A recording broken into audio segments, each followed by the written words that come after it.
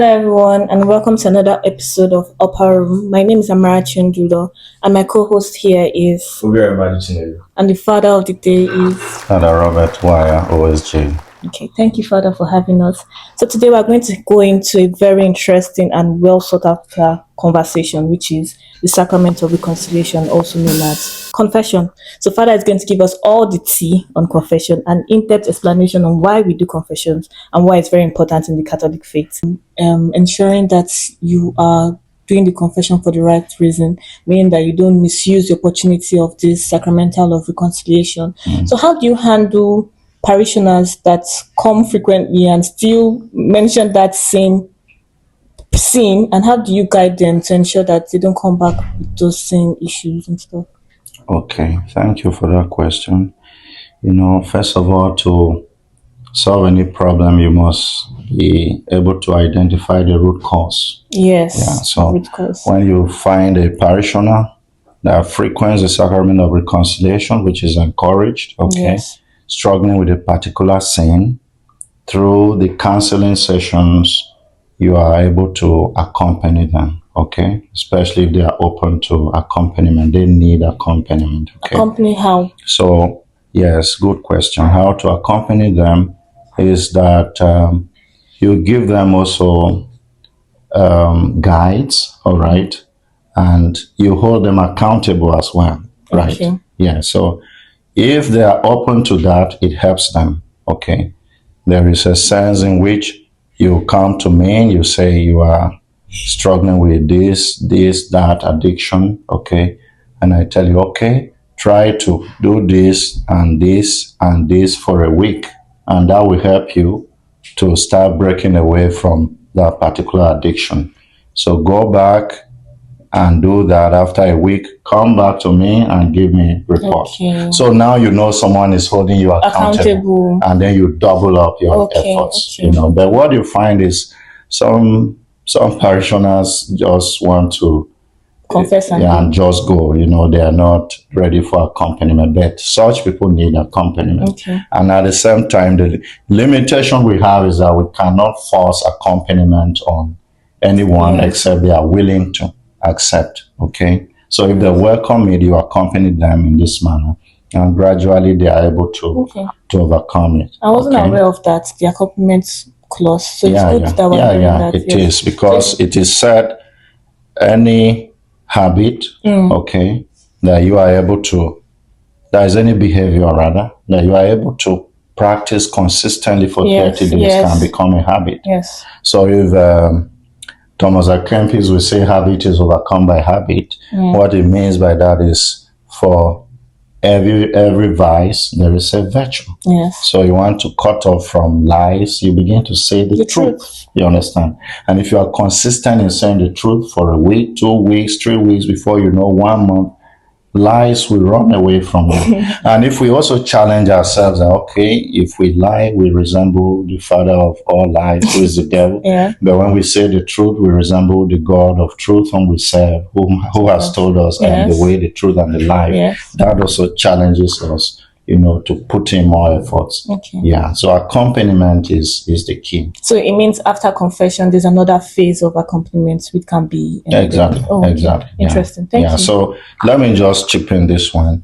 There are certain sins, or there is a certain frequency someone will confess to you, and then you counsel them in the confessional and you ask them to see you, later on, so that you can have an in-depth discussion over the subject matter. Because during the time for confessions, there are a lot of people so you cannot have an in-depth and an exhaustive discussion over what they are dealing with. So you give them an appointment.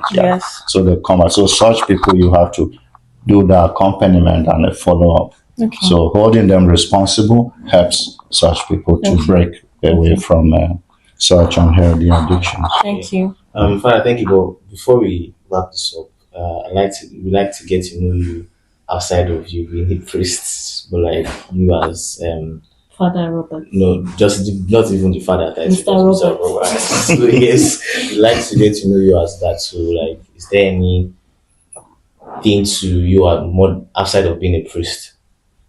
The question, I'm not sure I understand it very well. Like outside of when people are like, oh, who is Father Wayas? But this is not about the title of the Reverend Father. Just who are you as like what I do in my leisure time. Yes. Okay. Most people see you as mini Jesus, but we also want to connect with you as a human. So who are you as? Because most people don't as actually us. see, like, after God and Jesus for people placed Reverend Fathers. That's how it is. But then you people are human, so of course. You as priest. Okay. Well, the things I love doing. Reading is number one. You can guess, right? And then I love to watch news too. Football. I don't do football. Join Hala Madrid. Basketball. It's my game. Okay. Yeah, so I do basketball. Basketball. Yeah. Okay. Yeah. Okay. What's your favorite team? Yes, I was about to ask that now. What's your favorite basketball team, or you just? Just Okay. Okay. So what's one? Because the thing about priesthood that you always pray for people and everything, but like, what's one prayer that you like personally you just always pray out? God help me, God help me. Like personally, yourself. Like, what's one prayer you constantly pray to God? Like, is a normal prayer that you pray? Okay. Well, my prayer every day on a daily basis is for God to give me the grace to serve Him better. Yeah, every day. So the aim of that prayer is that every day I should become a better version of myself. Okay. And the better versions of ourselves reside in God. Yeah. Because it's only God who knows what He has destined us to be. So God, every day make me a better version of myself so that I can be of better service to your people and serve you better. So finally, last, I promise. Okay. If faith is a journey, where would you say you are on yours right now? If faith is a journey, where would you say you are right now? Because most people feel like, they are at the peak with their faith. Most people feel like they are starting off. They are growing every day with their faith. So where do you feel like you as a priest? Are you on the level of like growing with your faith? Is it every day, gradually, or something like that? Yeah, our founder, St. Joseph Marello, would tell us in one of his spiritual thoughts, which I love so much. He would say, live day by day, trying to recognize in every event the will of God. Yeah, so every day God is speaking to us, and it requires of us to be more attentive also, to keep listening to God and doing His will, you understand? Yeah, so it would be arrogant of me to say, okay, I have arrived, or I'm at this point. I would rather toe the path of St. Paul, okay, until I finish the race. I cannot say I'm doing well. So that's where I will just leave it. As you passed the exam, you passed. It's not important to run very fast, but to finish the race. Yes, and finish well. Finish well. Yeah. Keep the faith, and then you receive the crown of glory, like the saints whom we are celebrating today.